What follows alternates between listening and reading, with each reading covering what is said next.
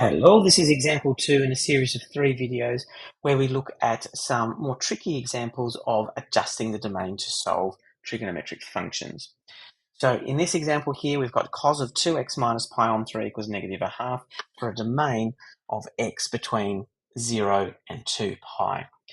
Now, what I want you to do constantly, every single time, is when you have an expression like this argument here, where it's got a number before x and then you've got a plus or minus of a value over here as well, I want you to get in the habit of factoring out whatever the coefficient of 2 is, even if it looks more complicated. We were doing this in our function study unit because it allowed us to look at transformations more easily. This is true of trig functions as well. Even though we're not graphing them at the moment, it still is useful, and you'll see that as we go along. So I am going to straight away go i.e. cos of 2 outside of x minus pi on 6. Yeah, pi on 6 is equal to negative a half.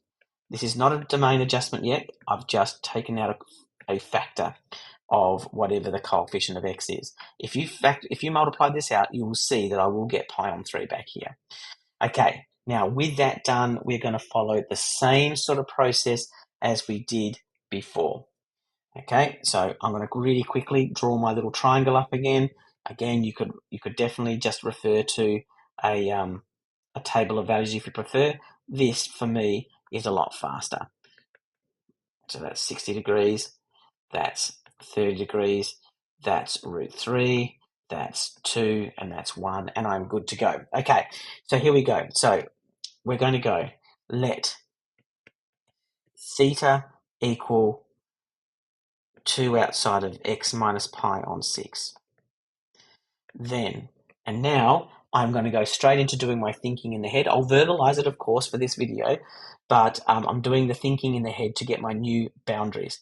So then, cos of theta is equal to minus a half for theta between, well, substitute 0 in, that will give me negative pi on 6.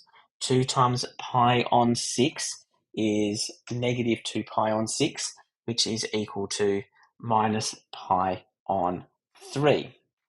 Okay, so my new adjusted left-hand boundary is minus pi on 3. And then I'm going to do the same thing with 2 pi. So I substitute 2 pi for x in that little expression here, and I will have 2 pi minus pi on 6. 2 pi is 12 pi on 6, minus pi on 6 is 11 pi on 6, and then I'm going to multiply it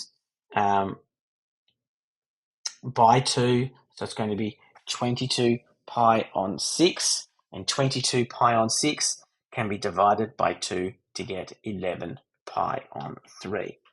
Okay, so that's just some mental gymnastics. Oops, not 11 on 3, 11 pi on 3. So that's just some mental gymnastics to get those new domains. Trust me, with practice, you'll be doing it quite as well, much more easily than I can verbalize.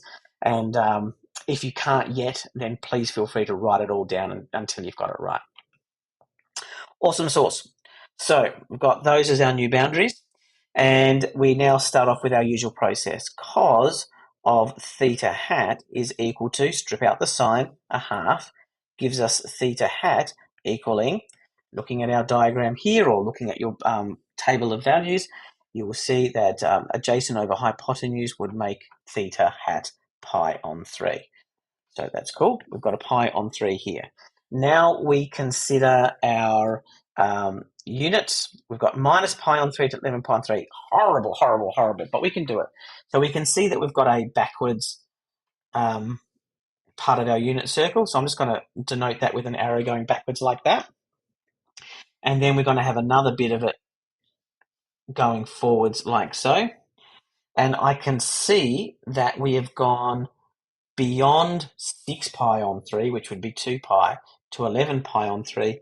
So I can see that we're going to need yet another going this way as well. I'll label the ends and it'll make more sense. So this is going from 0 to negative pi, so I won't need this. But it's actually starting at minus pi on 3, so it's actually starting here.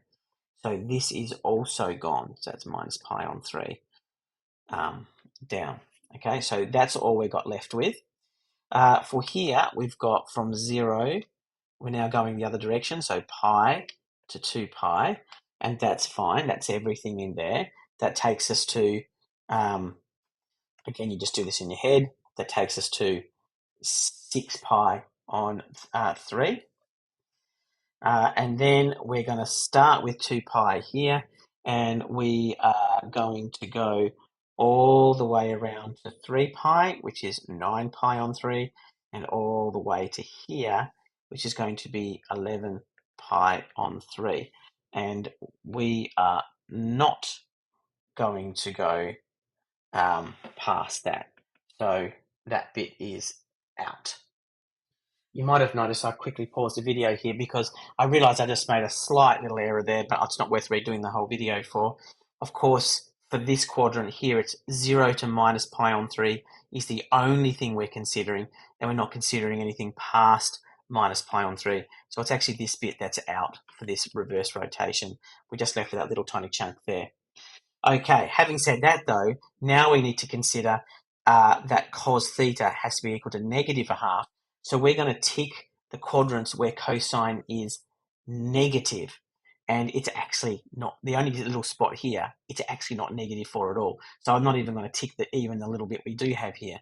But in this next full diagram here, we have cosine as being negative, let me see here. Oops. And it's also going to be negative here. So there's our two possibilities.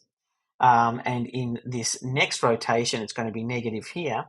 And it's not, because we're stopping here, this quadrant is positive anyway, sorry. It's going to be negative here as well. But the point is that we wouldn't have been able to touch this quadrant anyway because we're stopping too soon.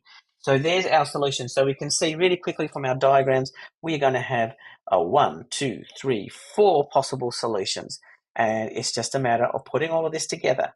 So what have we got? We have got theta is equal to, let me see, in this first diagram, there's nothing here, as I said. In this second diagram, we're going to have pi on 3 coming up here, or pi on 3 coming down here, or we're going to have pi on 3 coming up here, and we're going to have pi on 3 coming down there. So there's our 4 angles.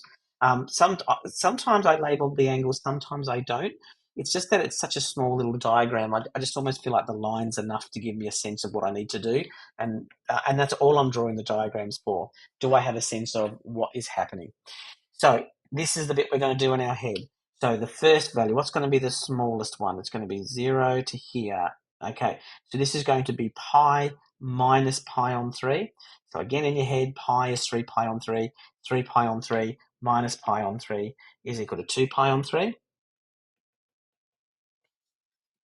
Then this one here is going to be pi plus pi on 3. So that's going to be 2 plus 1. 3 plus 1 is 4 pi on 3. And then rotating across to this one here, we're going to have 3 pi minus pi on 3. So that is going to be 9 pi on 3 minus pi on 3 is 8 pi on 3. And then we're going to have one more solution, which is 9 pi on 3 plus pi on 3 is 10 pi on 3. There we go. Oops, not 10 on 3, but 10 pi on 3. And that is equal to 2 outside of x minus pi on 6, like so. So quite nicely, I think, because we've got it in this format already, we can quite happily get rid of that 2 straight away by dividing both sides by 2. I'll do it in a different colour. So I'm dividing both sides by 2, and that's really easy. I mean, I won't do it for every single one of these. I'll just put divided by 2 up here somewhere so you can see what I'm doing. Because dividing by 2, really what we're going to do is we're just going to effectively double each of these denominators. So I'm going to switch sides as well. So I'm left with, sorry, wrong colour. I'm left with x minus pi on 6 is equal to 2 pi on 6, 4 pi on 6. Remember, these 6's on the bottom come from dividing each of the solutions by 2, and 10 pi on 6. And now I just need to add pi on 6 to each one. So then I get x is equal to 2 plus 1 is 3 pi on 6, 5 pi on 6, 9 pi on 6, and 11 pi on 6, and you will get into trouble, i.e. lose marks, if you don't simplify. So that's pi on 2, 5 pi on 6, divide both top and bottom by 3 to get 3 pi on 2, and we will have 11 pi on 6. And they are our final solutions. And I'll leave this video here, and I'll do a third example in the next one.